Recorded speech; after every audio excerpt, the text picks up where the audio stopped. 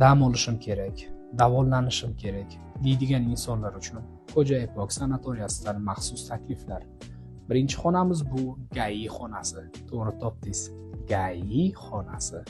Ushbu xona kislorod uchun ajratilgan bo'lib, maxsus vanna orqali organizmimizga yetarli bo'lmayotgan kislorodni aynan mana shu vanna orqali o'zingizga olishingiz mumkin.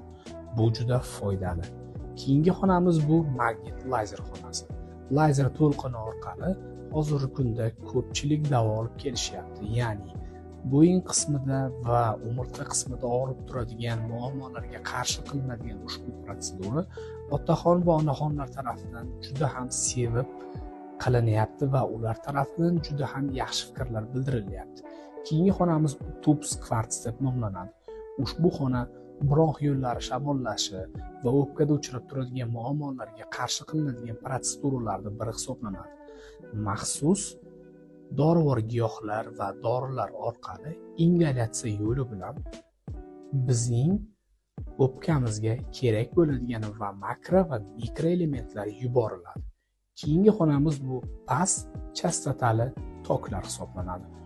Toklar yordamida hozirgi kunda uchrab turadigan muammolar, ya'ni oyoq qismida uchraydigan muammo, bel qismida uchraydigan muammolarga qarshi qilinadigan protseduralarni eng zo'ri desak ham mubolag'a bo'lmaydi.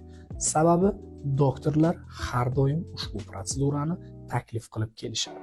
Keyingi xonamiz bu azonoterapiya xonasi. Azonoterapiya xonasi ham o'ziga xos katta va shinam yorug' bo'lib, hozirgi kunda mijozlar ushbu xonaga kirishib, o'zlari xohlagan muolajalarni olishib ketishyapti. Keyingi xona bu uyqu, ya'ni elektro uyqu xonasi hisoblanadi. Agarda siz kechqurun yaxshi uxlamayotgan bo'lsangiz, unda sizda melanin gormoni yaxshi ishlamayapti. Ushbu xonadan so'ng kerakli apparatlarda olingan suyuqliklar va sizga yuborilgandan so'ng kechqurun yaxshi uxlashni boshlaysiz. Sababi navbatni qarang, hamma odam elektro uyquga ochirib turishibdi. Xo'ja Ipok sanatoriyasi har doim yangiliklar bilan.